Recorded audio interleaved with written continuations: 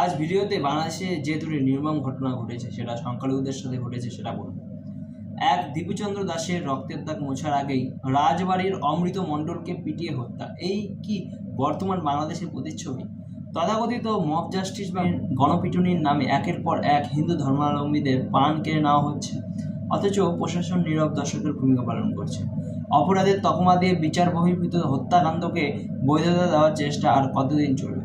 যখন আইন নিজের হাতে তুলে নেওয়াটা উৎসবে পরিণত হয়, তখন বুঝতে হবে দেশে আইনের শাসন নয়, বরং অন্ধ প্রতিহিংসার রাজত্ব চলছে। 2 নম্বর, মন্ময় সিংয়ের ভালুকায় দীপুচন্দ্র দাসকে পিটিয়ে হত্যা ও পুড়িয়ে দেওয়ার ঘটনায় ক্ষত এখনও শুকায়নি। এর মধ্যে গত শুক্রবার গভীর রাতে চট্টগ্রামের রাউজানে যা ঘটল তা সভ্য মানুষের মেরুদণ্ড কাঁপিয়ে দেওয়ার মতো। রাউজান পৌরসভার ঢেউয়াপাড়া গ্রামে বিমল তালুকদার এবং রুবেল দাসের বাড়িতে যেভাবে বাইরে থেকে তালা বন্ধ করে আগুন দেওয়া হয়েছে তা কোনো বিচ্ছিন্ন ঘটনা হতে পারে না। ভাবুন তো, সেই পরিস্থিতির কথা। গভীর রাতে আগুনের শিখা দেখে ঘুম ভাঙলো আপনারা, আর পান বাজারে দৌড়ে গিয়ে দেখলেন দরজার বাইরে থেকে তালা দেওয়া। বিমল তালুকদার এবং রুবেল দাসের বাড়ির সদস্যরা যদি সেদিন ঘরের টিন ও বাঁশের বেড়া কেটে বের হতে না পারতেন, তবে আজ আমরা আরও কয়েকটি দগ্ধ লাশের খবর পেতাম। এটি কেবল অগ্নিকাণ্ড নয়, বরং সপরিবারে পুড়িয়ে মারার এক নৃশংস পরিকল্পনা।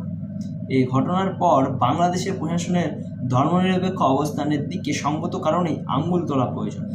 সরকার ও প্রশাসনের কাজ কি কেবল ঘটনার পর শোক প্রকাশ করা আর তদন্তের আশ্বাস দেওয়া? একের পর এক সংখ্যালঘুদের উপর হামলা, বাড়িঘর জ্বালিয়ে দেওয়া এবং ভিটামাটি ছাড়া করার এই মহোৎসব চলছে তথাকথিত পরবর্তিত বাংলাদেশ। প্রশাসনের এই নির্লজ্জ উদাসীনতা এটাই প্রমাণ করে যে ধর্মীয় সংখ্যালঘুদের জীবনের নিরাপত্তা নিশ্চিত করতে তারা ব্যর্থ। বিচারহীনতায় এই সংস্কৃতি চলতে থাকলে ধর্মনিরপেক্ষতা শব্দটি কেবল কাগজে কলমে সীমাবদ্ধ থেকে যাবে। রক্তের হোলি খেলা বন্ধ হোক, প্রশাসনের মেরুদণ্ডহীন নিরাপত্তা ভাঙুক। বাংলাদেশিরা নিরাপত্তা চায়, প্রশাসন নয়।